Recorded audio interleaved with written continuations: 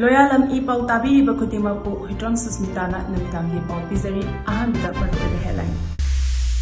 Christmas na lakpada Governor amadi CM na Yaipha Paojel Oirakli.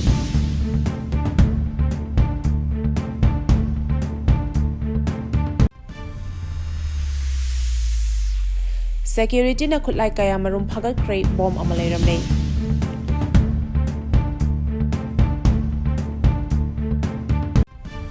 World Meteor Council gi nongna thau pugadaba sing khankray.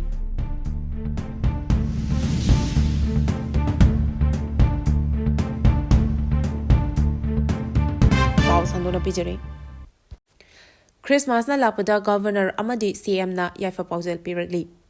Christmas kumai na lakpada Governor Lakshman Prasad Acharya, Chief Minister N. Viren, Education Minister T.H. Basanta Kumar, Mahut Minister Khemchana Chingba Atai Minister Singna Yaipha Paojel Oirakli.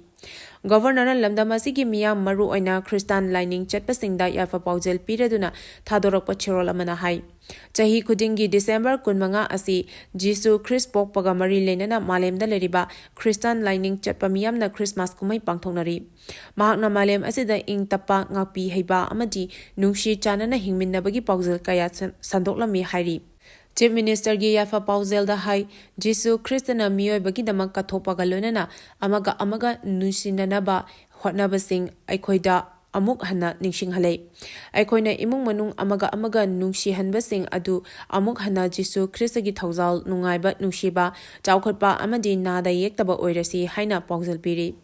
Minister Khemchana thadorokpa cherol da hai Prabhu Jisu Christana takpi tambirimba aduda yumpham oiraga kumai asina lamdam asigi miyamda tangdu leitana hingminaba amadi machin manau oibagi wakhalon chenhanbiba oirasanu hairi.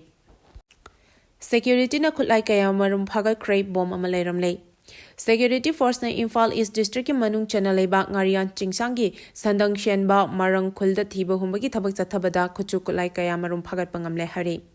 Police gi phangba pao amana hai fagalaba polam sing adudi 7.62 mm gi magazine yawba light magazine gun ama 12 bore single barrel rifle ama magazine yawba 9 mm pistol ama arming ring yawba hand grenade ani tube launching ani 7.62 mm gi nongmai maru kuntra 12 bore rifle gi cartridge ani 9 mm gi nongmai maru ani amadi khaw ani gani hari.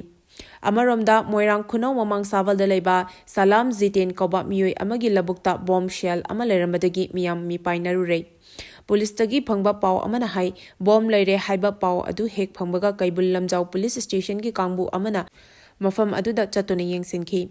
Adum Oinama Bomb Aduga Gun Powder Yarom Dabadagi Kudong Tiningai Oidre Haba Kangbangam Ki. Police Kangbu Aduna Bomb Adu Asoy Angam Yauduna Lautok Laba Matungda Secure Custody da Thamkre Hari. World Meteor Council gi nongna thau pugadaba sing khankre. World Meteor Council WMC Central Executive Committee gi nongna thau pugadaba sing khankre haina council asigi maikedi thokpa cherol amana phongdorakle. Cherol aduna makha taraduna hai nongna thau puragadaba miyosing adudi President oina Y Shyam Khuman, Vice President oina Ratan Khaidem amadi General Secretary oina Abuzam Aboy Meitei yauna puna miyoi kulhumdoina thau puragari hairi.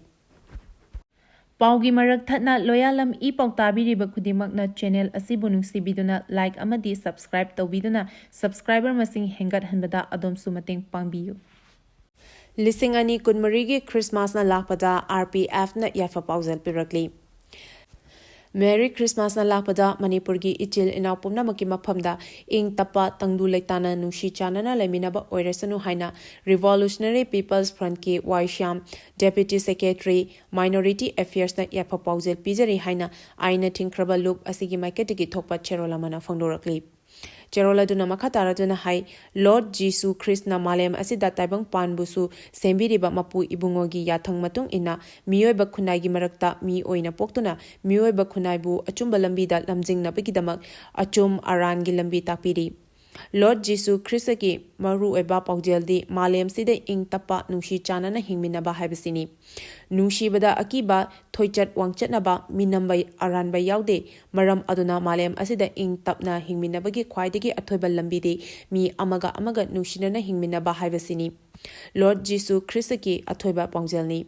Ngasidi malem asida miyoiba khunagi marakta amaga nushi chanana leminaba ngamlaktabadagi thawaina taibang pan thadokpada puba yaroidaba lamgidamak khana chainaduna hatnari shunari ngahaki oiba wakhalda aigi kanglo phurupna mafare aigi phurupna pumna makki makokta legadabani habigi wakhalondu atopa phurup kanglupki namthabiba nehatpagi wa awa tengtha kholna malem sin nille iramdam manipurasu maramdam matada lanjainare amaga nushinadana hatna sunabagi mama mapa macha masu kainabagi awa ana pik thanduna awabagi pankhai habadu yaure Fibam asida lamdam sida khundaminariba singna khangminagadabadi matam kayagi mamangdagi nushi chanana leminarakpagi nushinaba maridu amuk hana wakal phathaduna hanagum nushi chanana leminnabagi matamdu thengmalei Lord Jesus Christ masana cross da thawaina pontha pikribasi miyoiba khunagi mahut sinbiduna papki lambidagi kannabagi damak taibang mapugi mafamda changjabani amasung achumba lambi sembirambani Masi kanbiba mapu Lord Jesus Christna miyoibabu kayagi matik nusi habadu uli mahaki ngakpi haiba amadi thaujal haibagi matikbu tung induna lamdam asida khundaminariba ichil inapumna makna aikhoi maselgi marakta soiki lan khibasing ngaknaduna nushi chanana hingminnaba haibasi Lord Jesus Christagi apamani Aroibada iramda Manipur asida matam kayagi mamangdagi khundaminar liba ichil inaw khudimaki mafamda Lord Jesus Christana amaga nushinana hingminau haibadu tung inna nushi chanana hingminarasi haina lising ani kunmarigi Merry Christmas lakpada pauzenjari haina Yaipha Paojel Cheryl aduna makhatarle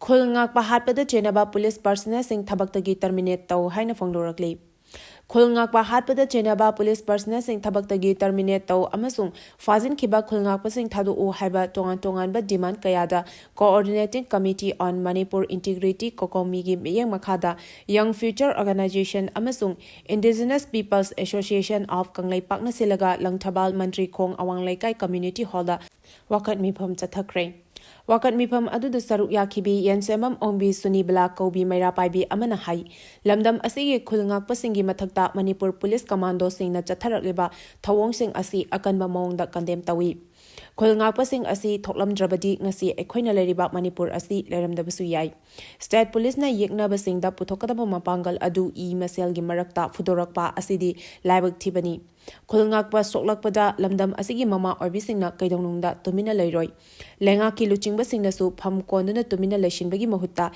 imalaibakne hena luna khanbagi matam adu yaure hainasu mahakna makhata na phongdokhi mahakna makhata duna hai khulngakpa ichasing asi phamungda nungaina tumduna legadaba amadi doctor oigadaba IAS oigadaba yauribani adubu imalaibak kandaba yade haiduna thorakhiba ngaktani ngasi wakat mifam aduda khulngakpa hatpada chenaba police commando thabaktagi lauthou khulngakpa hatpa yaningde fakhiba khulngakpa sing khudakta thadokadabani khulngakpa phaba yaningde matik chadaba luchingba lauthokadabani Thobal district ki SP Churchampur da natraga Kangpokpi da transfer tawgadabani amadi Kanglaipa pumbadagi apspa 1950 lauthou haina iba placard kayasu sizinaki Miyamna consumer right karino haibasi thawaina khanjiludaba amadi pukning changdabagi mami chawna tari haina ti fulchana phongdokhrei Lebak sinba thungna ngasi consumer right day gi thoram pangthoknabagum Manipur da su pangthokhrei thoram asi Imphal East ki manung channa leiba uchekon Yuvraj Pali da leiba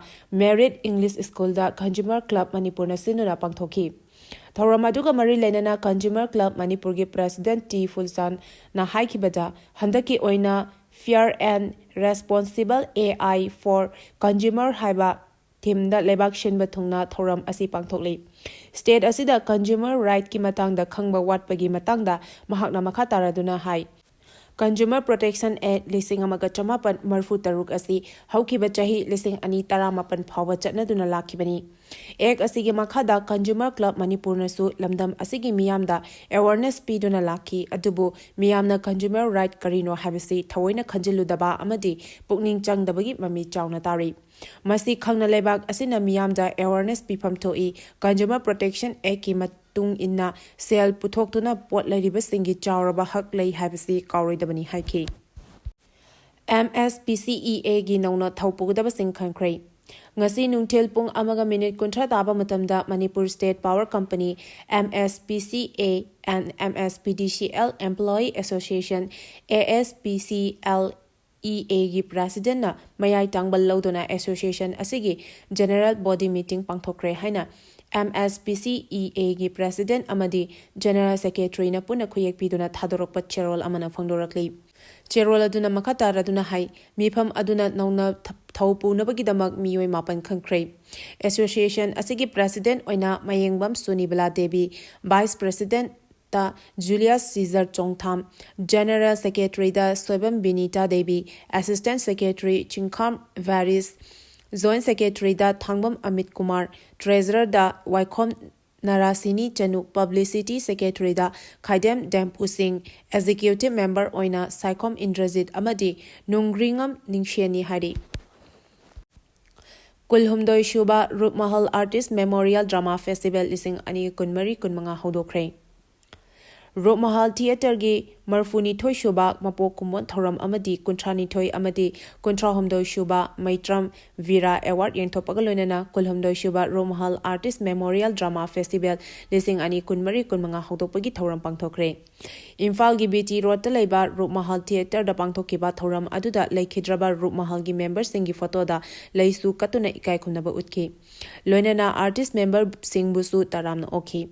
Manipur Natya Kala Chaukhanaba hotnabiramba Rup Mahal gi mamal naidraba artist Maitram Vira Singha gi mingda Lising amaga chamapan maudrama thoidagi hauraga leikhidrabagi imung manungi matenga loinana Rup Mahalna Maitram Vira Award asi katuna lakpagi manung chanba oina mamang chahi lising ani kulhumdoi gi oina theatre director Loitongbam Braja Mohan Singh amadi chahi asigi oina Brahmachari Mayum Ombi Binodini Debida mathang sena Kuntrani Toy amadi Kuntra Homdoi Shuba Maitram Vira Award lanthoki. Award asida sel oina lupali sing tara citation amadi lengan P amamam yauri.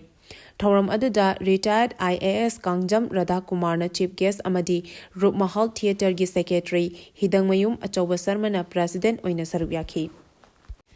RJ Maijai Ningsingi Thoram pangthoklagani. Fiction and Poetry Club Manipurna Mahausagum Lakliba December Kunmanga da Laikhidraba RJ Maitegi Ningsing Thoram pangthoklagani. Manipur Legislative Assembly Campus da December Kunmanga gi Nungthil Pung Taranitoga minute kuntra taba matamda pangthokadoriba ningsing thoram asida Manipur University gi School of Humanities ke hanagi Dean Professor Chungkham Yaswantana chief guest amadi Manipuri Department ki Associate Professor Dr. Chirom Rasketanna guest of honor oigani hari.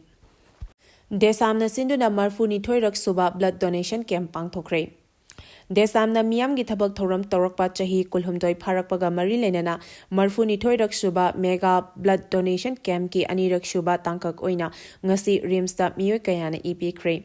E-donor oikiba singda certificate khusinaki E-piba aduga mari lenana Desam Imphal West District ki Council gi President Ningthau Khongjam Novin Chandra na phongdorakpada tha asigi haukiba tang kundagi hairiba blood camp asi Jenims tagi haudorakhibani. Ngasi ga anirak suba oina Imphal West ki manungda leiba Mahiroi Kulhumdoina EP ki. Masida natana igi mathok tarakpa khudong chadaba anaba singidamak Desam na mateng pangnaba sem sari. Miyamna blood donor oibiduna Bigi Tanglaba Punsik Kanbada Adomsu Achoba Todang Lobiu Harba Wapam Thamki.